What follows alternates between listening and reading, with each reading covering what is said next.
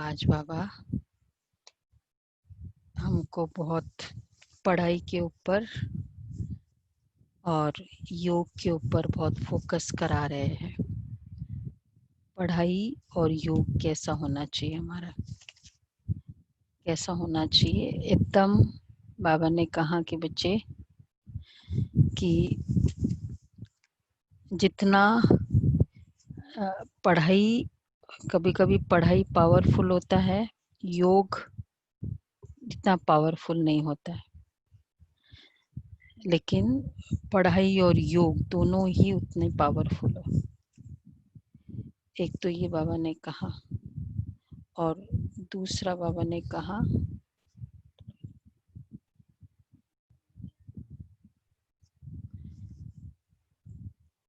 कि बच्चे सतयुग के सुख के बारे में बाबा ने बताया।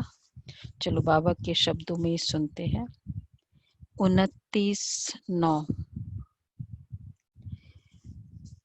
मीठे बच्चे, तुम्हारी पढ़ाई का सारा मदार है योग पर। योग से ही आत्मा पवित्र बनती है। योग से ही आत्मा पवित्र बनती है, विकर्म विनाश होते हैं। अच्छा, प्रश्न है, कई बच्चे बाप का बनकर फिर हाथ छोड़ देते हैं, कारण क्या है? वैसे इतना अच्छा ज्ञान, इतनी अच्छी कमाई और इतना स्नेह और इतना इम्पोर्टेंट लाइफ में चेंजेस आते हैं, उसके बाद ज्ञान कैसे छोड़ देते? क्या कारण है? क्या कारण? 8-10 वर्ष के बाद भी क्या कारण हो सकता है?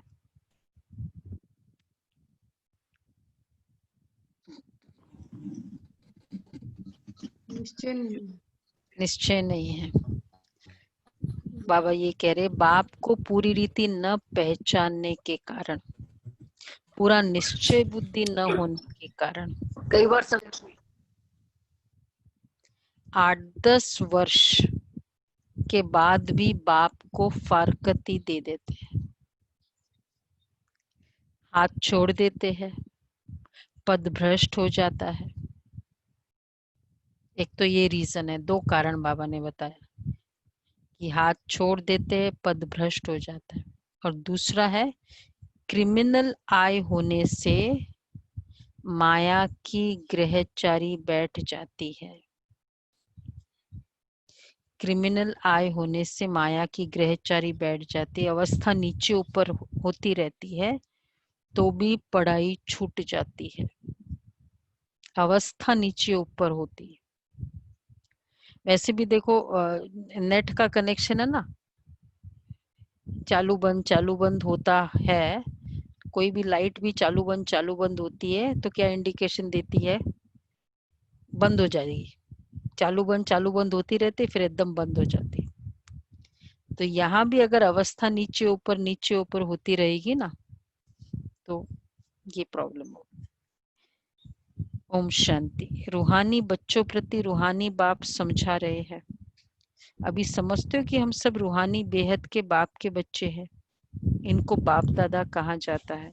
जैसे तुम रूहानी बच्चे हो, वैसे ये ब्रह्मा भी रूहानी बच्चा है शिव बाबा का। शिव बाबा को रथ तो जरूर चाहिए ना, इसलिए जैसे तुम आत्माओं को ऑर्गन्स मिले हुए हैं कर्म करने के लिए, वैसे शिव बाबा का भी ये रथ है, क्योंकि ये कर्म क्षेत्र है जहाँ कर्म करना होता है। वह है घर जहाँ आत्माएं रहती है। आत्मा ने जाना है हमारा घर शांति धाम है, वहां ये खेल नहीं होता है, बत्ती आदि कुछ नहीं होती है। देखो शांति धाम कैसा है, बत्ती आदि कुछ नहीं होती है, सिर्फ आत्माएं रहती है। यहाँ आती है पार्ट बजाने। तुम्हारी बुद्धि में है कि ये बेहद का ड्रामा है। जो एक्टर्स है उन्हों की एक्ट शुरू से लेकर अंत तक तुम बच्चे नंबरवार पुरुषार्थ अनुसार जानते हो। यहाँ कोई साधु संत आदि नहीं समझाते हैं। यहाँ हम बच्चे बेहद के बाप पास बैठे हैं, अब हमको वापस जाना है। पवित्र तो जरूर बनना है आत्मा को, ऐसे नहीं कि शरीर भी यहाँ पवित्र बनना है, नहीं। आत्मा पवित्र बनती है, शरीर तो पवित्र तब बने जब 5 तत्व भी सतो प्रधान हो, तब शरीर बने, नहीं तो शरीर कैसे बने। तो क्लियर है, हमारे बाबा हमको एकदम क्लियर कर रहे हैं कि यहाँ सिर्फ आत्मा पवित्र बनती है, शरीर नहीं बनता है। क्योंकि शरीर की जो बनावट है वो पहले पवित्र चाहिए ना, प्रकृति। तो शरीर, अब तुम्हारी आत्मा पुरुषार्थ कर पावन बन रही है, वहां आत्मा और शरीर दोनों पवित्र होते हैं। सतयुग में आत्मा और शरीर दोनों पवित्र होते, यहाँ नहीं हो सकते। आत्मा पवित्र बन जाती है तो फिर पुराना शरीर छोड़ देती है, फिर नए तत्वों से नया शरीर मिलता है। तुम जानते हो हमारी आत्मा बेहद के बाप को याद करती है, वह नहीं करती है, जानते हो? हम आत्माएं बेहद के बाप को याद करती है, वह नहीं करती है, स्वयं को पता होता है। अभी बाबा याद है मुरली के समय तो खैर बहुत इजी है, बाबा पढ़ा रहा है। किसी ने कहा 8 घंटा याद करना है, तो दादी ने कहा अभी जो समय है 24 घंटे, 8 घंटा वाला भी नहीं 24 घंटे एवरी कर्म में देखो, बाबा याद तो है। वेंटिलेटर वाला टाइम आ गया है ना दीदी, तो वेंटिलेटर चाहिए। एग्जैक्टली। तो तुम जानते हो हमारी आत्मा बेहद के बाप को याद करती है व नहीं करती है, ये तो हर एक को अपने से पूछना है। पढ़ाई का सारा मदार है योग पर, पढ़ाई तो सहज है, समझ गए कि चक्र कैसे फिरता है, मुख्य है ही याद की यात्रा, ये अंदर गुप्त है, देखने में थोड़ी आता है। बाबा नहीं कह सकते कि ये बहुत याद कर, बाबा नहीं कह सकते कि ये बहुत याद करते व कम। हाँ, ज्ञान के लिए बता सकेंगे कि ये ज्ञान में बहुत तीखा है। याद का तो कुछ देखने में नहीं आता है, ज्ञान मुख से बोला जाता है। याद तो है अजपा जाप।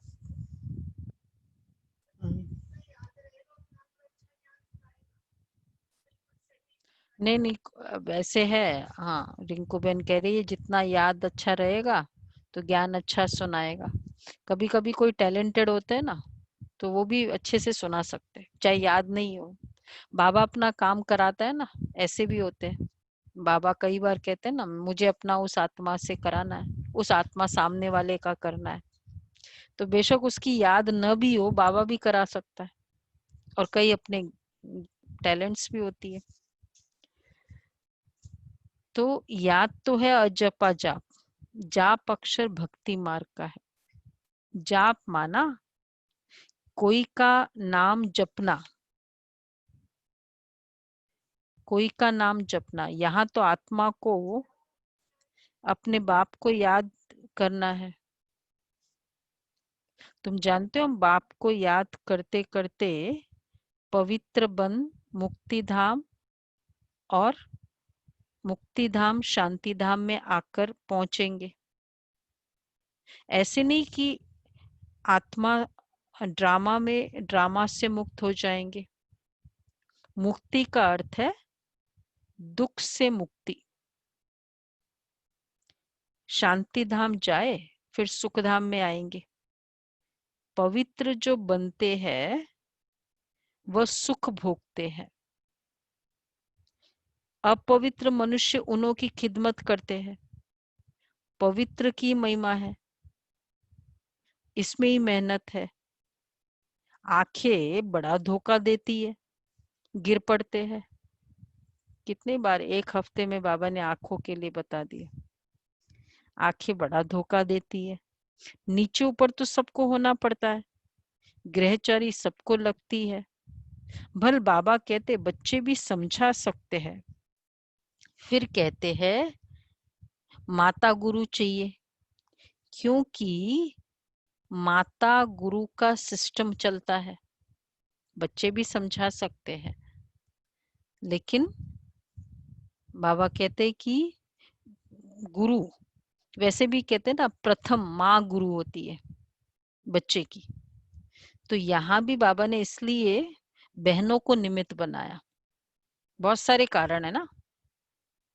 तो फर्स्ट ये वाला माता, क्यों कहा माता गुरु है? अगर लौकिक में भी माता गुरु है, क्यों कहा?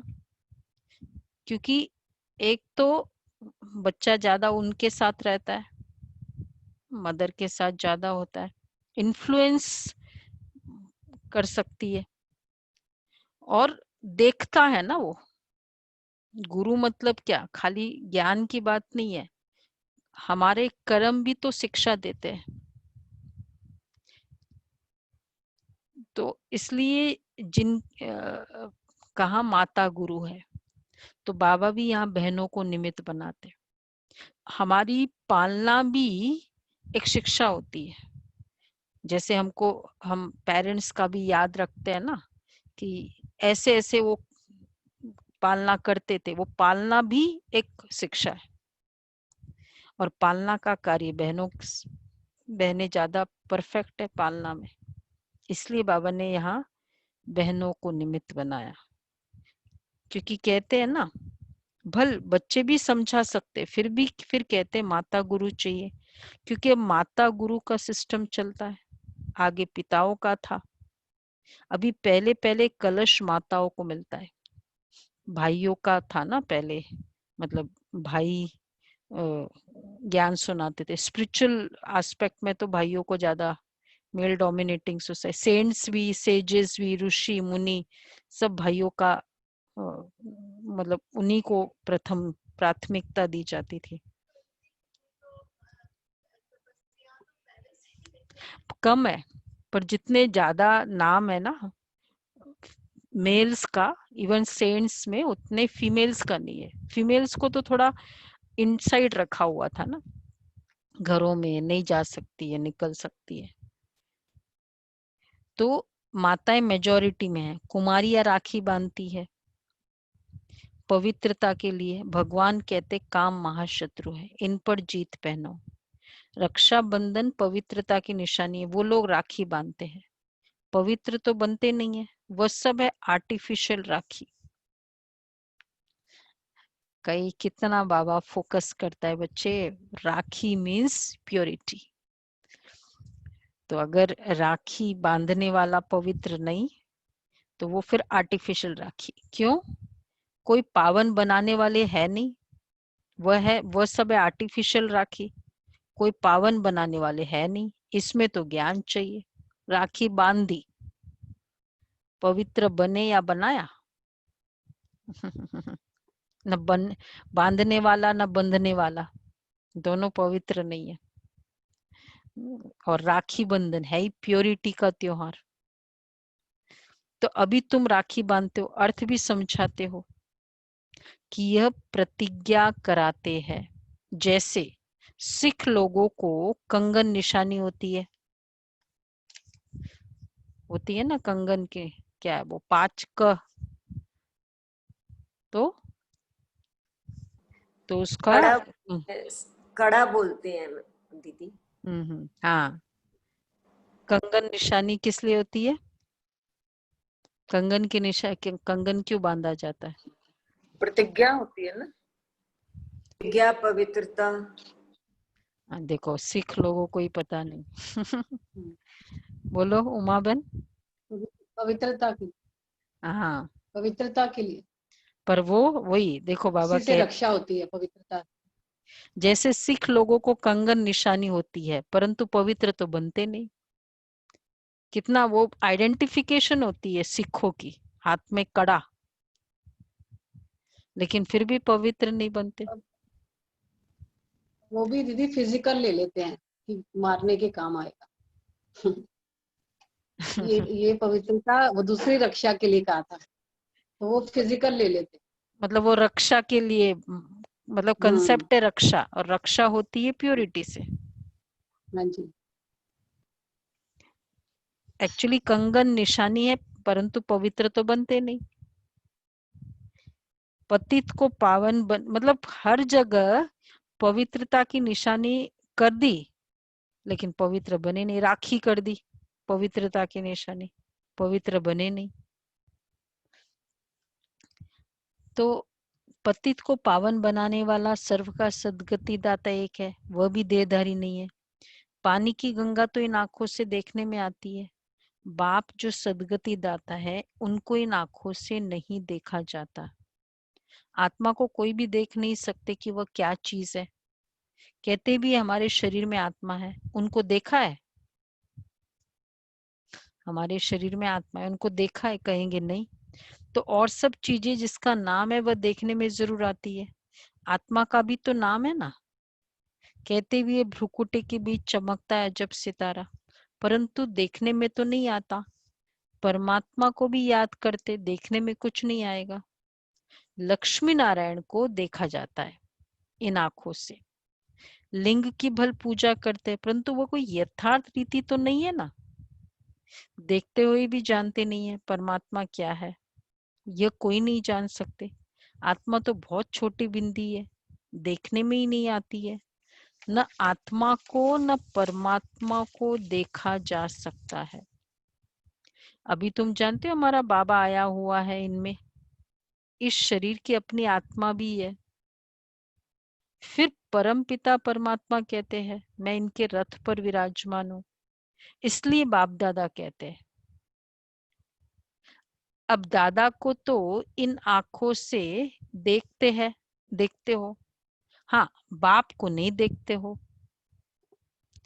जानते हो बाबा ज्ञान का सागर है, वह इस शरीर द्वारा हमको ज्ञान सुना रहे हैं। देखो ये भी प्रूफ है कि भगवान पढ़ा रहा है, क्योंकि जो दिखाई नहीं देता, जो दिखाई दे रहा है वो ऐसा वो नहीं बोल सकता, तो जो ऐसा बोल रहा है मतलब जो नहीं दिखाई दे रहा वो वाला बोल रहा होगा।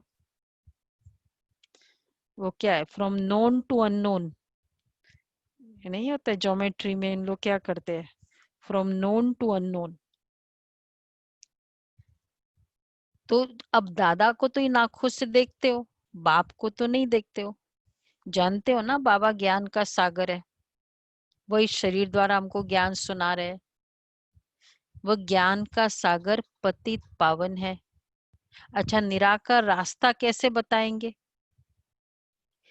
प्रेरणा से तो कोई काम नहीं आता होता, भगवान आते हैं ये किसको भी पता ही नहीं है। शिव जयंती भी मनाते, वैसे ये भी एक्यूरेट है, एज पर शास्त्र है कि भगवान आते पता भी नहीं। जैसे जो जो भी हम लीलाएं सुनते हैं श्री कृष्ण की, परमात्मा के विषय में, तो क्या बताया जाता है, मतलब उनको कितना ऑर्डिनरी, जो उनके साथ रहने वाले थे उनको उस समय क्या लगा, ये तो ऑर्डिनरी है। 125 ईयर्स तक बताते हैं श्री कृष्ण रहे, और चाहे वो भगवान के रूप में, पर ऑर्डिनरी फीलिंग थी ना। तो इसी तरह बाबा 80 ईयर्स आते रहे, तो क्या हो गया, ऑर्डिनरी फीलिंग, ऐसा ही लगता है। चलो हमको भी नहीं, जब जैसे अब जैसे जैसे ज्ञान समझ में आता है तो वैल्यू पता होता है, और फिर जैसे जैसे और जो जब वो नई चीज होती तो ज्यादा फील होता है। बाबा सामने होते थे, सोते रहते थे हम लोग, क्योंकि हम वेट कर रहे थे हमारा टर्न कब आएगा, नींद लेते रहते थे क्योंकि 2-3 बजे कभी भी टर्न आ जाए हमारा। बाबा बैठा है, सबको मिल रहे हैं। और एक बार तो बताया ना कि बाबा कोई नहीं था, बाबा बैठा था, फिर बाबा ने बुलाया सब सब दादियां चली गई, बाबा बैठा है अपना अपना काम करके। तो ये था, फीलिंग नहीं थी।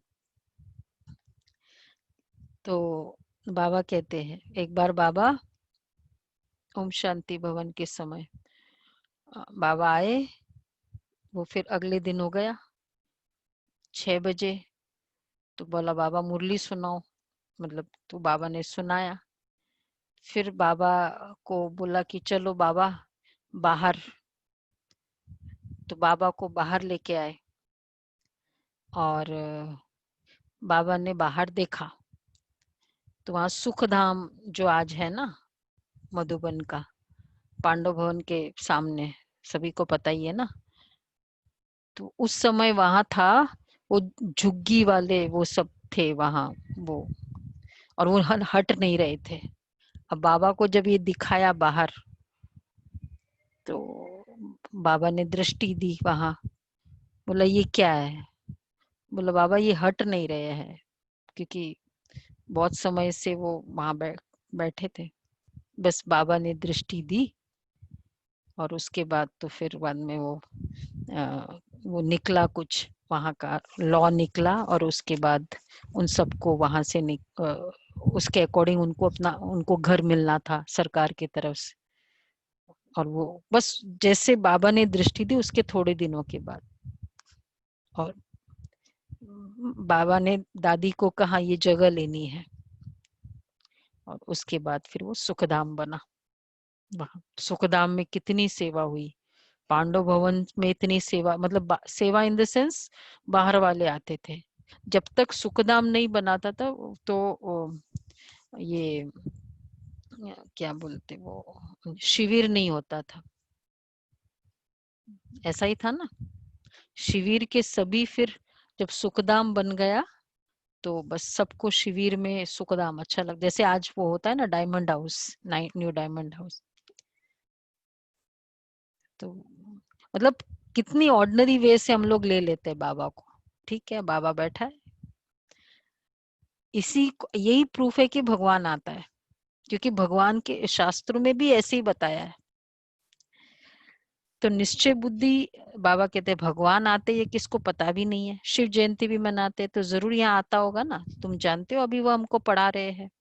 बाबा इसमें आकर पढ़ाते, बाप को पूरी रीति न पहचानने के कारण, निश्चय बुद्धि न होने के कारण 8-10 वर्ष के बाद भी फारकती दे देते।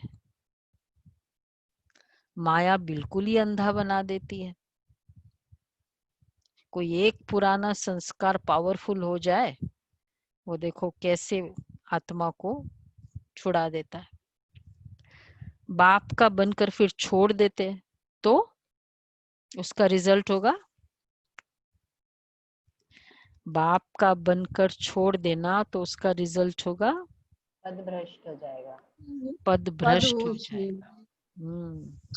वो उसका पूरा पद भ्रष्ट हो जाएगा। तो फिर यही है ना, जो वहां दास दासी ये सब कैटेगरी भी तो जरूरत है ना, डाउन वाले।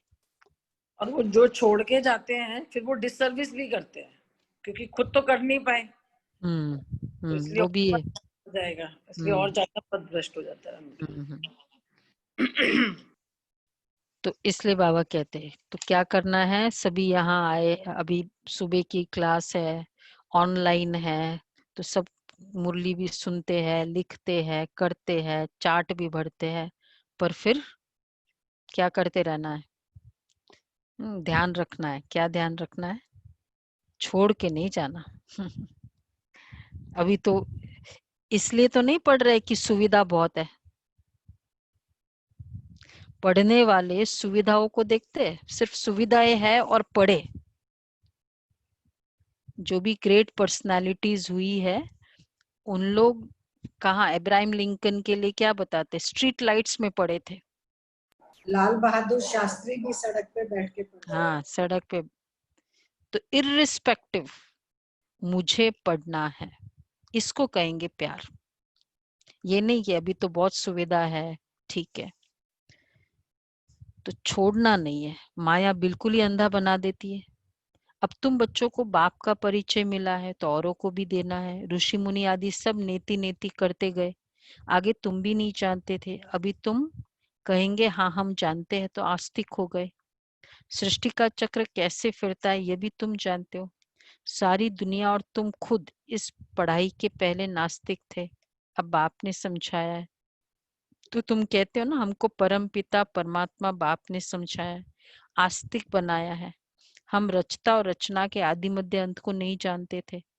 बाप है रचता, बाप ही संगम पर आकर नई दुनिया की स्थापना भी करते हैं और पुरानी दुनिया का विनाश भी करते हैं।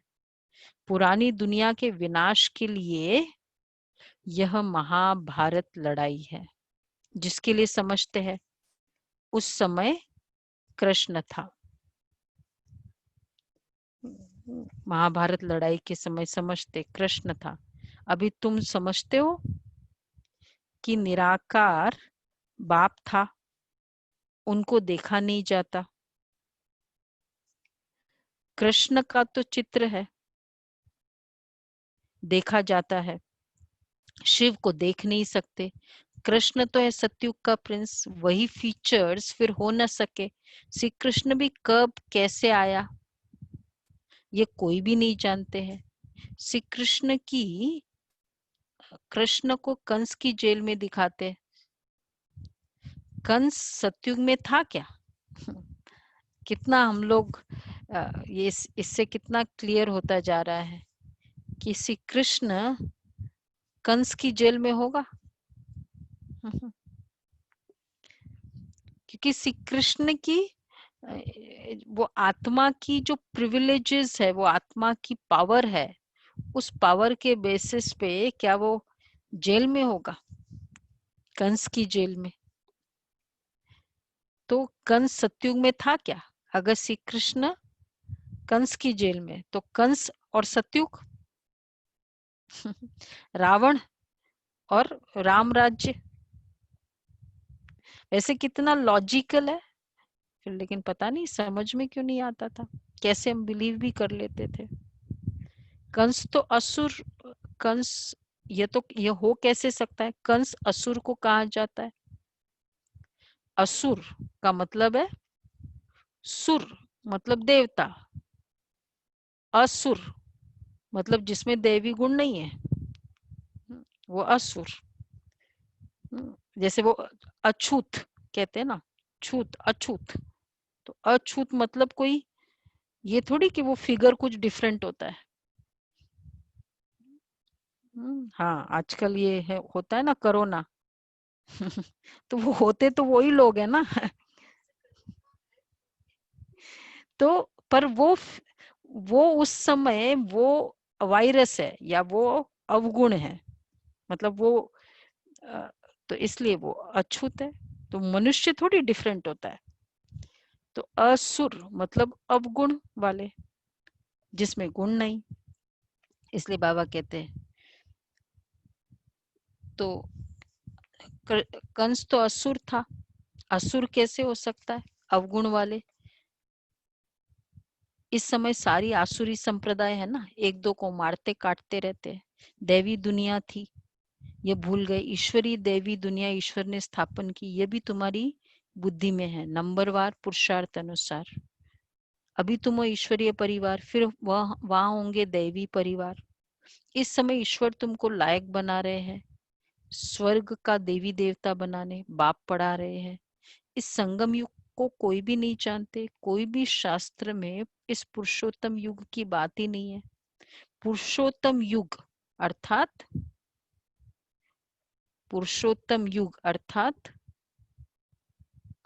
जहां पुरुषोत्तम बनना होता है। संगम युग हो गया ना, पुरुषोत्तम युग। हाँ, पुरुषोत्तम। तो पुरुषोत्तम अभी मास चल रहा है ना, पुरुषोत्तम मास मतलब इस मास में पुरुषोत्तम बनो, इस महीने, तभी दैट इज सेलिब्रेशन। अब क्या किया जाए? फिर कहते बेटियों को बुला लो, उनको थोड़ा मतलब दान पुण्य कर दो, तो कुछ अच्छा काम कर दो, उसको कहेंगे पुरुषोत्तम मास। तो इसका मतलब एक्चुअली वो पुरुषोत्तम मास कैसा होता होगा, जिसका अभी तक थोड़ा बहुत पुण्य चल रहा है कि इस मास में ये थोड़े पुण्य के काम करो। तो जब वो पुरुषोत्तम बना, वो नाम बना होगा, तो उस समय तो कितना हाईएस्ट लेवल के वो एक्टिविटी की होगी उन्होंने। यह है पुरुषोत्तम युग, सत्युग को कहेंगे पुरुषोत्तम युग। इस समय तो मनुष्य पुरुषोत्तम नहीं है, इनको तो कनिष्ठ तमो प्रधान कहेंगे। ये सब बातें सिवाय तुम ब्राह्मणों के और कोई नहीं समझ सकते।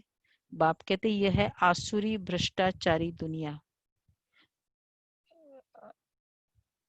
सत्युग में ऐसा कोई वातावरण नहीं होता, वह थी श्रेष्ठाचारी दुनिया, उन्हों के चित्र है। बरोबर ये श्रेष्ठाचारी दुनिया के मालिक थे, भारत के राजाए होकर गए, जो पूजे जाते हैं, पूज्य पवित्र थे, जो ही फिर पुजारी बने। पुजारी भक्ति मार्ग को, पूज्य ज्ञान मार्ग को कहा जाता है। पूज्य सो पुजारी, पुजारी फिर पूज्य कैसे बनते हैं यह भी तुम जानते हो। इस दुनिया में पूज्य है कोई, एक भी हो न सके। पूज्य की डेफिनेशन है पूज्य आत्मा और शरीर दोनों पवित्र। पवित्र। आत्मा और शरीर दोनों पवित्र हो, ये है पूज्य की डेफिनेशन। वो फिर वो लिखते हैं ना, जो भी सेंट्स है, पूज्य श्री सो एंड सो, बाबा कहते नहीं पॉसिबल है। जिसका आत्मा और शरीर, सिर्फ आत्मा भी नहीं, इसलिए हम अभी पूज्य नहीं है और फिर हम अभी पुजारी भी नहीं है हमारी भी इंटरमीडिएट स्टेज है। तो पूज्य सो पुजारी, पुजारी फिर पूज्य कैसे बनते हैं ये भी तुम जानते हो। इस दुनिया में एक भी पूज्य नहीं है। पूज्य परमपिता परमात्मा, देखो पूज्य किसको कहेंगे, पूज्य परमपिता परमात्मा, और पूज्य की कैटेगरी में कौन कौन आएगा, देवी देवता और देवी देवताओं को कहा जाता है। कोई भी ह्यूमन बीइंग नहीं आ सकता उसके कैटेगरी। ये भी तुम जानते हो, इस दुनिया में पूज्य एक भी हो नहीं सकता। परमपिता परमात्मा है सबका पूज्य, सब धर्म वाले उनकी पूजा करते। ऐसे बाप का जन्म यहाँ ही गाया जाता है, शिव जयंती है ना, परंतु मनुष्य को कुछ पता ही नहीं कि उनका जन्म भारत में होता है। आजकल तो शिव जयंती की हॉलीडे भी नहीं करते। जयंती मनाओ न मनाओ तुम्हारी मर्जी। अभी हो गया क्या हॉलीडे, हो गया ना अभी कि नहीं है? RH है भाई, बोलो रमेश भाई, जॉब वालों को ज्यादा पता होता है। RH कर दिया है ना उसको। हाँ यस। रिस्ट्रिक्टेड कर दिया भाई, जिसको लेना हो लो, नहीं लेना है मत लो। वैसे होना चाहिए, बाबा कहते सेंट्रल हॉलीडे पूरा फुल। तो बाबा कहते हैं मतलब जयंती मनाओ न मनाओ तुम्हारी मर्जी हॉलीडे ही नहीं देते। ऑफिशियल हॉलीडे नहीं है। जो शिव जयंती को नहीं मानते वो तो अपने काम पर चले जाते। बहुत धर्म है ना। सतयुग में ऐसी बातें होती नहीं, वहां ये वातावरण ही नहीं। सतयुग है ही नई दुनिया, एक धर्म। वहां ये पता ही नहीं पड़ता कि हमारे पीछे चंद्रवंशी राज्य होगा। यहाँ तुम सब जानते हो यह पास्ट हो गया है। वहां कि हमारे बाद ऐसा होने वाला है ये नहीं पता। सतयुग में तुम होंगे, वहां किस पास्ट को याद करेंगे, पास्ट भी नहीं और फ्यूचर का भी नहीं पता। कितनी मौज की दुनिया है। तो सतयुग में तुम होंगे तो वहां किस पास्ट को याद करेंगे, पास्ट तो हुआ कलयुग उनकी। तो इसलिए हिस्ट्री वाला सब्जेक्ट नो सिलेबस में नहीं होगा, कोई पास्ट ही नहीं है। ज्योग्राफी वो भी नहीं होगा। इसलिए सब्जेक्ट्स भी कितने अलग अलग होंगे। साइंस की जरूरत नहीं, रिफाइन साइंस है। तो उनकी हिस्ट्री ज्योग्राफी सुनने से क्या फायदा। यहाँ तुम जानते हो हम बाबा के पास बैठे, बाबा टीचर भी है, सदगुरु भी है। देखो हम अभी संगम युग में पूरी नॉलेज पता है हमको, सतयुग से लेकर संगम युग तक की नॉलेज, संगम युग में, और सतयुग द्वापर कलयुग में भी सिर्फ उस समय का पता होता है, या रॉन्ग, मतलब सारे जो इतिहास है खराब वाला वो सब पता होता है। अच्छा इतिहास तो उस समय भी नहीं पता होता है, और अभी पूरा पता है। तो अभी कंप्लीट पता होने के बाद एकदम इनोसेंट बन जाते हैं। तो पास्ट तो हुआ, यहाँ तुम जानते हो बाबा के पास बैठे, बाप आए हैं सबकी सदगति करने, सभी आत्माओं को जरूर ले जाएंगे। मनुष्य तो देह अभिमान में आकर कहते हैं सब मिट्टी में मिल जाना है, यह नहीं समझते आत्माएं तो चली जाएगी, बाकी ये शरीर मिट्टी के बने हुए हैं, ये पुराना शरीर खत्म हो जाता है, हम आत्मा एक शरीर छोड़ दूसरा जाय लेती है। यह इस दुनिया में हमारा अंतिम जन्म है, सब पतित है, सदैव पावन तो कोई रह नहीं सकते, सतो प्रधान सतो रजो तमो होते ही है। वो लोग तो कह देते सब ईश्वर के ही रूप है। ईश्वर ने अनेक रूप बनाए हैं खेल पाल करने के लिए। ये सब ईश्वर के रूप है, हिसाब किताब कुछ नहीं जानते, न खेल पाल करने वाले को जानते। बाप ही बैठकर वर्ल्ड की हिस्ट्री ज्योग्राफी समझाते हैं।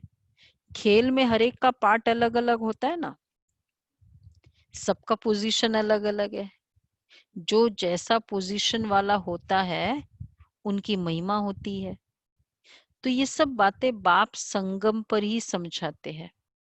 सतयुग में फिर सतयुग का पाठ चलेगा, संगम पर आकर कितनी बड़ी नॉलेज देते हैं हमको, इतनी सारी पूरे वर्ल्ड की हिस्ट्री ज्योग्राफी, फिर डिटेलिंग, उस वर्ल्ड की डिटेलिंग क्या है।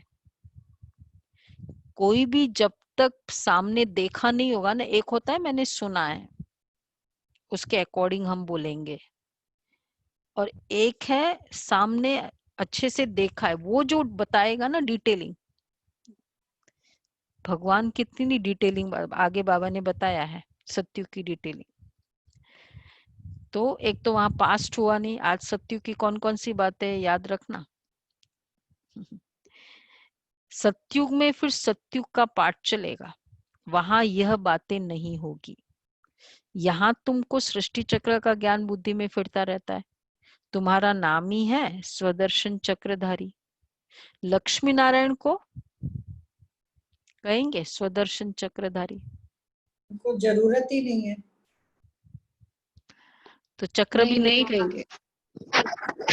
चक्र हाथ में होगा नहीं, उनके चक्र हाथ। का मतलब ही नहीं है ना वहां तो। नहीं नहीं।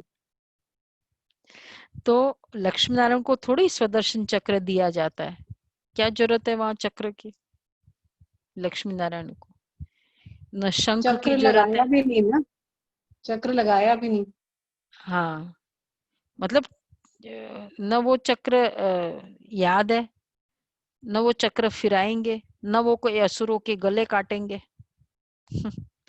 कोई भी पर्पस नहीं सॉल्व होता है ना। तो लक्ष्मी नारायण को थोड़ी स्वदर्शन चक्र दिया जाता है, यहाँ यह है ही यहाँ के, तो स्वदर्शन चक्रधारी ये यहाँ के है। एक्चुअली फर्स्ट ऑफ ऑल वो सुदर्शन चक्र भी नहीं है, स्वदर्शन है पहले तो, और वो यहाँ का है। अब एक्चुअली हम क्या कर रहे हैं, सारा समय स्व का दर्शन ही तो कर रहे हैं। अब चार्ट में हम लिखते हैं तो अपने आप को देख रहे हैं ना सारा समय। अच्छा, मूल वतन में सिर्फ आत्मा ही रहती है, सूक्ष्म वतन में कुछ नहीं है। मनुष्य जानवर पशु पक्षी आदि सब यहाँ होते हैं। सतयुग में मोर आदि दिखाते हैं, मोर तो होगा वहां। अच्छा, ऐसे नहीं कि वहां मोर के पंख निकाल पहनते हैं।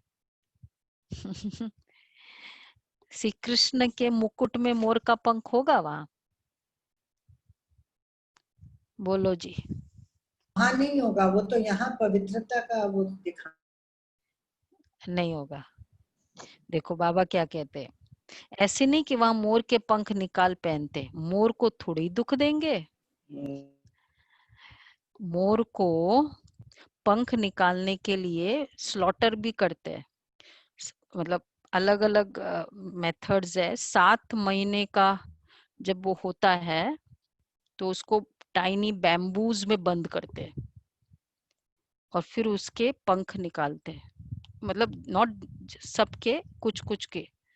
और फिर अगर या तो वो अपने आप शेड करे, वो भी होता है, लेकिन बिजनेस है अभी तो शेड तो इतना करेगा नहीं है, तो इसलिए उनको किल किया जाता है, मोर को पंख निकालने के। तो पार्ट ऑफ द बॉडी है ना वो तो 150 to 200 फेदर्स पर ईयर मोर का होता है। तो अब अगर इतने उनको बनाने हैं मोर के पंख के, तो फिर कितने चाहिए? तो बाबा कहते हैं तो स्लॉटर ज्यादा होता है। मोर को थोड़ी दुख देंगे, ऐसे भी नहीं। देखो बाबा कितना क्लियरली बताते हैं, ऐसे नहीं कि वहां मोर के पंख निकाल पहनते हैं, मोर को थोड़ी दुख देंगे, एक तो वो तो होगा ही नहीं। अच्छा, दूसरा ऐसे भी नहीं कि मोर का गिरा हुआ पंख ताज में लगाएंगे, शेड जो किया है उसने वो लगाएंगे ताज में? बोलो। नहीं, वो नहीं लगेगा ना, लगी हुई चीज तो वैसे भी नहीं लगाएंगे। नहीं लगा। हाँ, नहीं, श्री कृष्ण बादशाह, सत्युग के बादशाह। तो बाबा कहते ऐसे भी नहीं कि मोर का गिरा हुआ पंख ताज में लगाएंगे, नहीं, ताज में भी झूठी निशानी दे दी है। वो तो प्योरिटी का प्रतीक है ना, वहां सब खूबसूरत चीजें होती है, ब्यूटीफुल सारी। गंदी कोई चीज का नाम निशान नहीं है। नीचे गिरा हुआ चीज वो उठा के लगाएंगे क्या? हो ही नहीं सकता। मतलब देखो, मुझे ये ख्याल आया कि भक्ति मार्ग में भी ये जो जिनके भी ठाकुर जी आदि है, वो भी मोर के लगाते हैं वो सब। ये भी एक तरह का स्लॉटर है, बिल्कुल नहीं लगाना चाहिए। भक्ति में भी जो पूजा में भी यूज करते हैं, अगर उसका देखो पूरा तो बाबा कहते ऐसी कोई चीज नहीं होती, वहां तो सब खूबसूरत चीजें होती, गंदी कोई चीज ही नहीं, गंदी कोई चीज का नाम निशान ही नहीं, ऐसी कोई चीज ही नहीं होती जिसको देखकर घृणा आए। यहाँ तो घृणा आती है ना, वहां जानवरों को भी दुख नहीं होता। ओआरसी में देखा होगा ना सभी ने कितने अच्छा, और पूरा दुख भी नहीं होता है। सत्युग कितना फर्स्ट क्लास होगा, और जानवर भी पूरी अपनी मर्यादा में। महल में आएंगे मोर, यहाँ तो महल वो अंदर चले जाते हैं ना ओआरसी में, तो देखा होगा ना आप लोगों ने। सत्युग में तो वो भी नहीं होगा, महलों में भी नहीं आएंगे। ऐसी कोई चीज ही नहीं जिसको देखकर घृणा आए। सत्युग कितना फर्स्ट क्लास होगा, नाम ही है स्वर्ग, हेवन, नई दुनिया। ये तो पुरानी दुनिया में देखो, बरसात के कारण मकान गिरते रहते हैं, मनुष्य मर जाते हैं, अर्थक्वेक होगी, सब दबकर मर जाएंगे। कितनी सारी वैराग की चीजें हैं, फिर भी वैराग नहीं हो तो एक्चुअली अभी वर्तमान परिस्थितियां सारी वैराग की है। अगर सत्युग को बाबा अगर पिक्चराइज करे और अभी का करंट सिचुएशन देखे तो वैराग आता है। तो बाबा कहते हैं यहाँ तो पुरानी दुनिया में देखो, बरसात के कारण मकान गिरते रहते हैं, सत्युग में बहुत थोड़े होंगे, फिर बाद में वृद्धि को पाते रहेंगे, पहले सूर्यवंशी होंगे।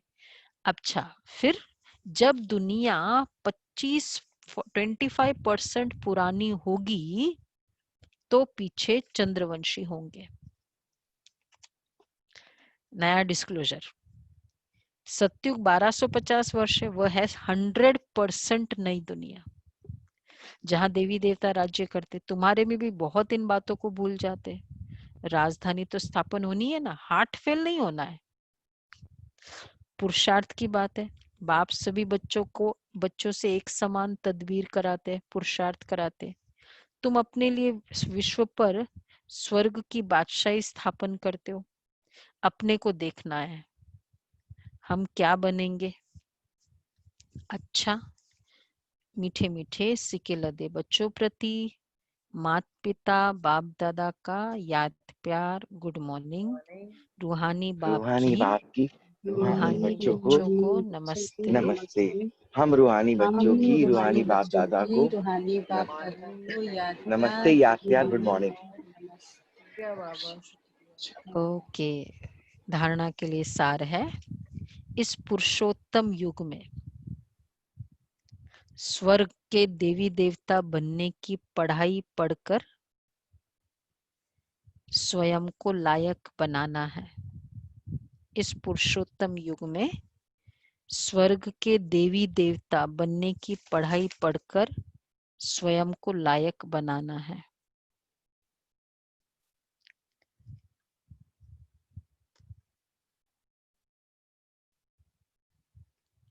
जैसी जिसकी पोजीशन होती है वैसे उसे मान मिलता है। सॉरी वो नहीं है, पुरुषार्थ में हार्ट फेल दिल शिकस्त नहीं होना है, वो सेकंड है, वो भी है लेकिन सेकंड है। पुरुषार्थ में हार्ट फेल नहीं होना है, सेकंड है इस बेहद के खेल में हर एक एक्टर का पार्ट और पोजीशन अलग अलग है। इस बेहद के खेल में हर एक एक्टर का पार्ट और पोजीशन अलग अलग है। जैसे जिसकी पोजीशन वैसा उसे मान मिलता है। तो ये सब राज समझ वर्ल्ड की हिस्ट्री ज्योग्राफी का सिमरण कर स्वदर्शन चक्रधारी बनना है। ये सब राज समझ वर्ल्ड की हिस्ट्री ज्योग्राफी का सिमरण कर स्वदर्शन चक्रधारी बनना है।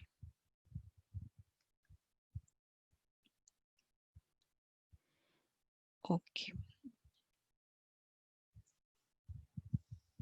वरदान है, श्रीमत से मनमत और जनमत की मिलावट को समाप्त करने वाले सच्चे स्वकल्याणी भव। श्रीमत से मनमत और जनमत की मिलावट को समाप्त करने वाले सच्चे स्वकल्याणी भव। बाप ने बच्चों को सभी खजाने स्व कल्याण और विश्व कल्याण के प्रति दिए हैं, लेकिन उन्हें व्यर्थ तरफ लगाना, अकल्याण के तरफ कार्य में लगाना, श्रीमत में मनमत और जनमत की मिलावट करना, ये अमानत में खयानत है। अब इस खयानत और मिलावट को समाप्त कर रूहानियत और रहम को धारण करो। अपने ऊपर और सर्व के ऊपर रहम कर स्वकल्याणी बनो। स्व को देखो, बाप को देखो, औरों को नहीं देखो। तो श्रीमत में मनमत और जनमत की मिलावट नहीं करे। कैसे करते मनमत और जनमत की मिलावट श्रीमत में? अपने वे से श्रीमत को इंटरप्रेट करते हैं। मनमत, जनमत लोग क्या कहते हो उसके अकॉर्डिंग श्रीमत को इंटरप्रेट करते हैं एज इट इज। इसलिए हम एग्जाम्पल रखते हैं सिर्फ दादियों का, जैसे उन्होंने श्रीमत को फॉलो किया, बस ये है।